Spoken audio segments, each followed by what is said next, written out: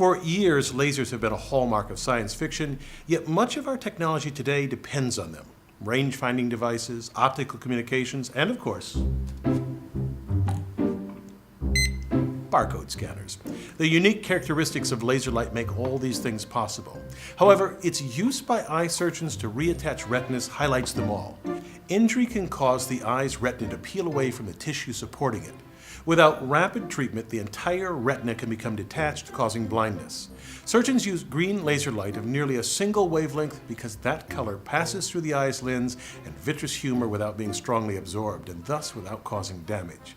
The laser beam then strikes the retina where the tissue strongly absorbs that light, using the high-intensity light to weld the detached retina back into place. The beam's narrowness allows the surgeon to affect only the area of the retina that needs to be repaired, areas as small as 30 microns. How a laser creates light with these three characteristics is a tour de force of engineering. Let me show you. Any glow-in-the-dark toy can illustrate the basic principles of creating laser light. This glows because the zinc-copper-based compound coating the inside can absorb energy from a light source and then later radiate it as light. The light provides energy to electrons in the coating, promoting them to higher energy levels. Once the light is off, these electrons slowly lose their added energy and return to their lower energy ground states. The energy lost is given off as light. A closely related phenomenon lies at the heart of a laser. Let me tell you about the engineering in the very first laser based on ruby.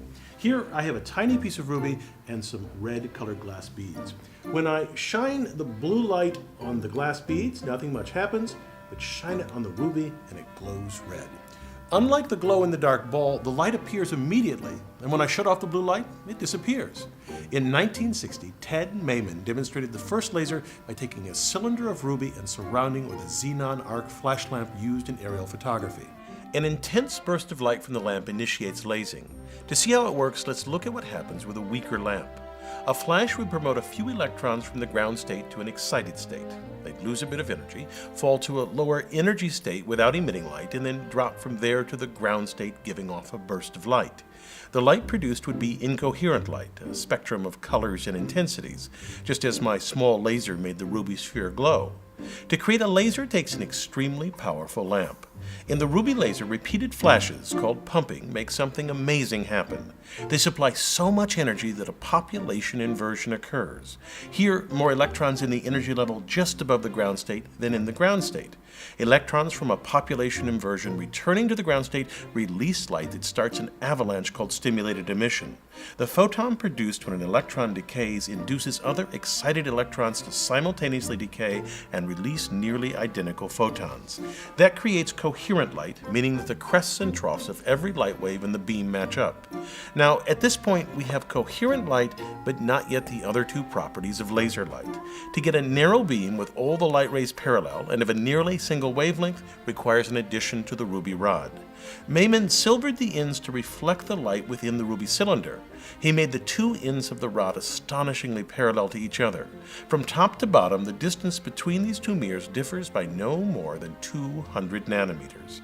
Inside this resonant cavity, two things happen. First, any light rays that don't line up with the axis eventually just exit out the side of the cylinder, and the light parallel to the axis becomes intensified and narrowed in wavelength. The mirrored ends create a standing wave, which means only light of particular wavelengths can exist inside the cavity. By choosing the rod length correctly, we can get the nearly single wavelength of light characteristic of a laser. A small hole in one of the mirrors, or a partially silvered mirror, allows the light to escape, creating the familiar beam. Now, since the first ruby laser was created, lasers have become easy and cheap to manufacture.